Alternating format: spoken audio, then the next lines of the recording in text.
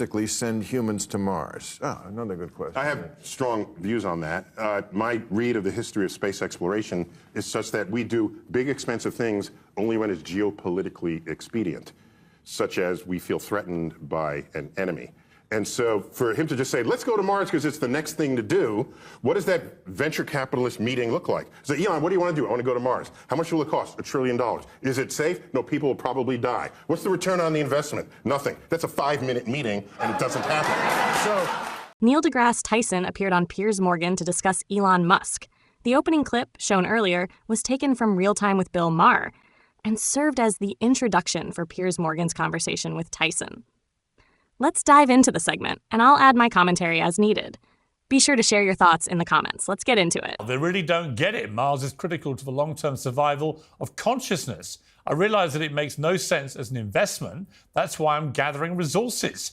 So does one of the world's finest minds really just not get it? Well, let's find out. I'm rejoined on Uncensored by Professor Neil deGrasse Tyson. Neil, great to see you. yeah, thanks for having me back. Good to see you again. You just don't get it, says Elon Musk. Your response?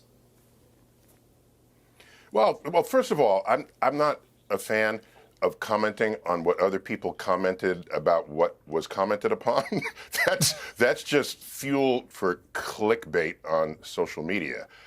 So rather than just respond to what people responded, let me just say I've read extensively about the history of big, expensive projects in our species, going from the pyramids to the Great Wall of China to the Manhattan Project. And you go down that list, and the greatest of them, the biggest of them, the most expensive of them, related to the survival of who participated in it. They felt threatened. And so, sorry, the pyramids was not that. That was praise of royalty or deity. That's another big driver that existed in the history of our species. Much less of that happens today. And most of it is driven by the I don't want to die gene. And so we went to the moon. We felt threatened by the Russians, the godless commies, around the world. And so these are the motivations that enable people to write checks. And at any time people said, let's do it because it's the natural next thing to do, it just never happens. If you go back to the Apollo era, while we were going to the moon, people forgetting that we went there as a militaristic statement, people who forgot that said, oh, we're on the moon by 1969, we'll be on Mars by 1985. They were just extending a timeline that they thought was a natural, inevitable thing. And nothing that's expensive is ever inevitable. So that's the foundations of my comment. And in terms of going to Mars as a survival plan, if you think about what could put life at risk here on Earth, that could include, global, very serious pandemic, or asteroid strikes, or we trash the climate, whatever. To think of Mars as Earth 2.0 could only really happen after you terraform Mars. And the point I made, which was not in your clip, was if you have the power of geoengineering to terraform Mars, then you have the power of geoengineering to fix Earth and turn Earth back into Earth, as opposed to Mars back into Earth. So just realistically, shipping 1 billion people to Mars, or however many, by the way, I have nothing against that. I just don't see it happening based on my read of human behavior. So a lot to unpack there. Look, I've got massive respect for you. I also have a lot of respect for Musk. I also like the fact that he dares to dream very big. And I actually had the honor, I would describe it, of spending a couple of hours with him down in France in the summer, where we got into the colonization of Mars and why he felt so passionately about it. And he said a few things. One, he said, we have to do this because at some stage, planet Earth is just not going to be a viable place anymore, was his belief. Secondly, that inevitably at some stage, planet Earth will be incinerated by the sun anyway. We don't know when that will happen, but one day it will happen. I'll get your response to that. We do know when it will happen, but yeah. When will it happen on that point? Oh, yeah, let me check my calendar. Well, I mean, no, the sun will do we have any idea when that may happen? Yeah, the sun will transition in... And apocalypse. Why are you laughing? Yeah, that's it. No, because it's not that it's funny. It's that it's in 5 billion years. Right. So we have a whole lot of other sort of prioritized things we should be thinking about between now and then. But on the principle, by then we might have colonized other star systems. Right. So that'd be fine. Here's the thing about Mars, though. He said, look, if we're going to do this, and he believes passionately we need to do this as a kind of backup, really, for the survival of the human species. He said you have to replicate exactly the conditions of Earth. And he said, for example, if you forget about one vitamin, everyone would die up there, right? So everything has to be replicated in a way that you can replicate exactly what happens here on Mars. From an astrophysicist point of view, is that actually technically possible? Is there any reason why we couldn't colonize Mars from just a pure technical point of view of recreating the conditions in which human existence exists here? Yeah, so just let me unpack what you said. So first of all, at the core of this, other than living in habitat modules, either underground or just wherever, that have to be heated because Mars is very cold, and Mars has barely any atmosphere, so you have to pump that in as well. Short of that, Elon has great ambitions of terraforming Mars. I love it.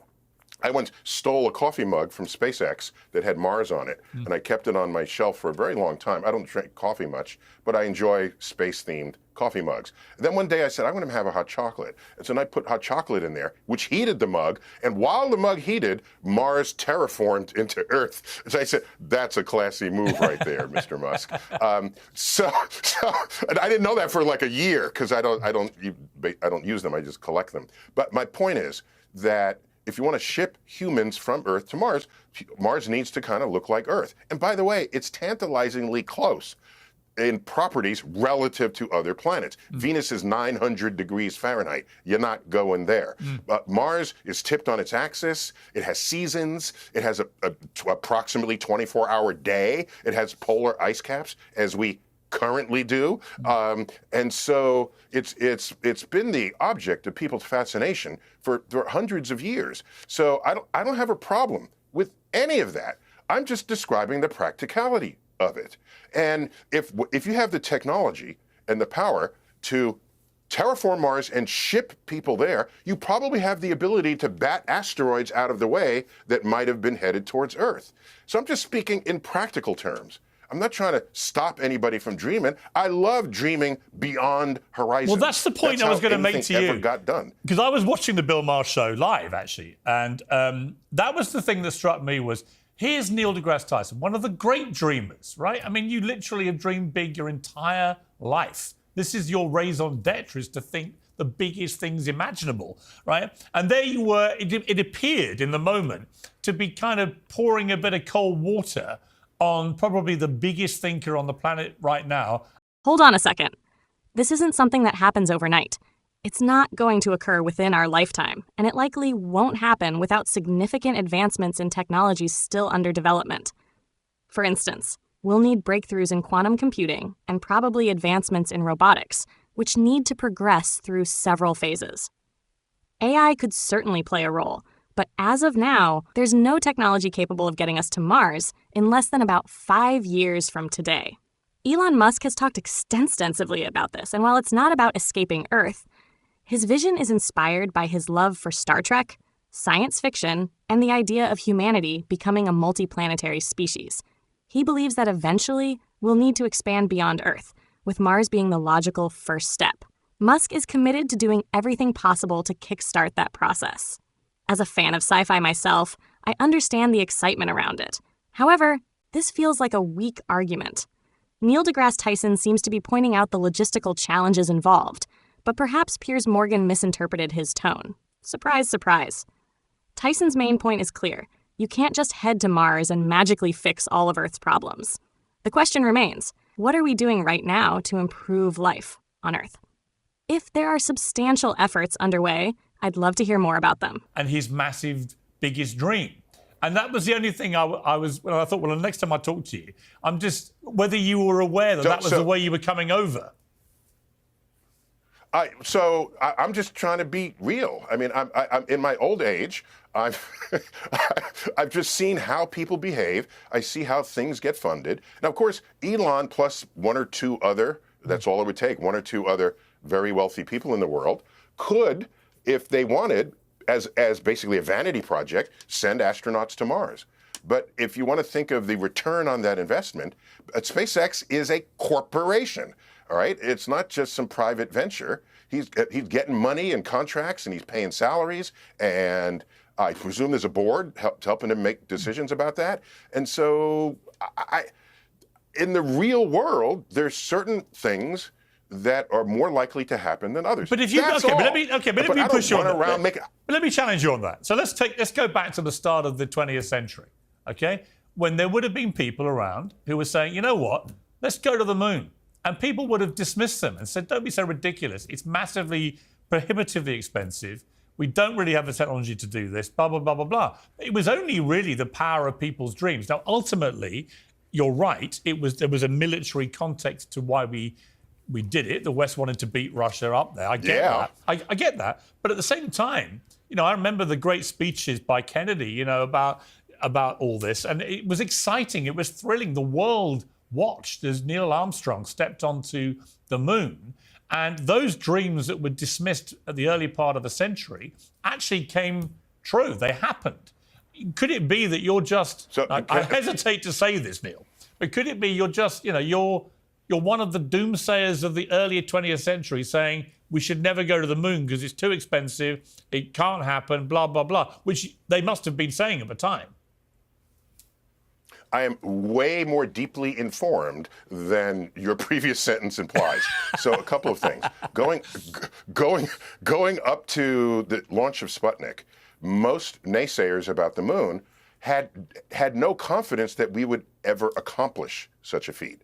And they didn't have an understanding of the progress of science and technology and engineering and political will, geopolitical will. So that was not in the equation of how they were thinking about their future. And so now when Sputnik got launched, what happened? Oh my gosh, space was pierced. And if it's pierced, that means we can do anything in space. And beginning in the early 1960s, the predictions about the future flipped. And it wasn't, oh, we'll never do it. They'll say, we'll do it all. And that's why we'll have colonies on Mars. Do you know Wernher von Braun was even quoted as saying, by the year 2000, we'll have the first human born on a moon colony. So highly ambitious statements, but why didn't any of that happen? Because we didn't go to the moon because it was because it's in our DNA, or it's no, we went because we were scared. And the speech you remember from John Kennedy, where he says, we'll put a man on the moon and return him safely to Earth, that's a stirring speech. And the hair rises up on your back of your neck. You can hear him in his Brookline, Massachusetts accent reciting this. But that's not what wrote the checks. That same speech, May 25th, 1961, to a joint session of Congress, 6 weeks after Yuri Gagarin had come out of orbit, 6 weeks, wouldn't utter the man's name. Before that, part of the speech that we all remember and that's chiseled in the granite at Kennedy Space Center, there's a part that's not chiseled in the granite. You know what it says? I'm paraphrasing. If the events of recent weeks couldn't even say Yuri Gagarin, if the events of recent weeks are any indication of the impact of this adventure on the minds of men everywhere, then we need to show the world the path of freedom over the path of tyranny. That was the battle cry against communism, and that's what wrote the checks in Congress.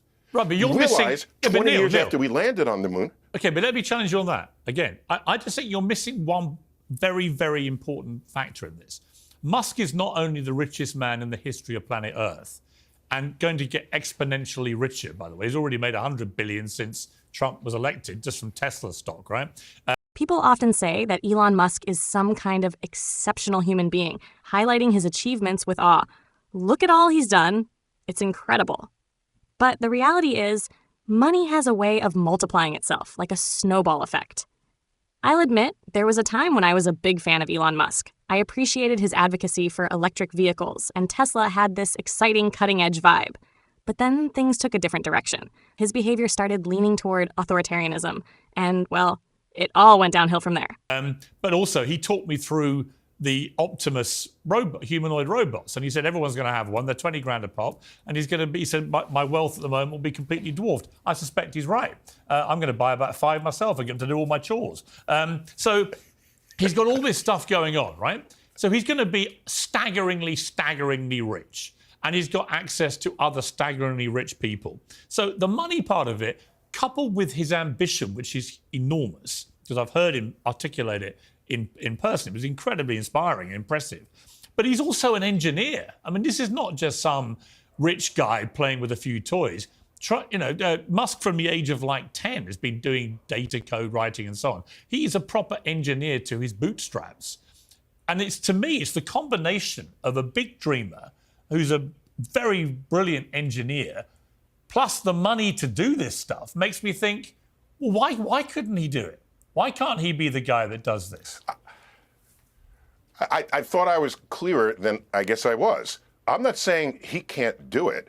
If he does it, it's not a business project. It's a vanity project. Vanity, I don't mean that in a critical sense. I'm saying he'll do it because he has the money, but there's no business case for going to Mars. And if it's not a business case, the history of that kind of exercise tells us that it's not a sustainable activity if he's running a business. But if he does it because, and by the way, we have a SUV-sized rover on Mars right now that brought a helicopter with it. Right. So I'm not here to say we can't go to Mars or don't know how to go to Mars or can't figure it out. No, that's not where I'm coming from here. I'm just being real. I'm just trying to get real.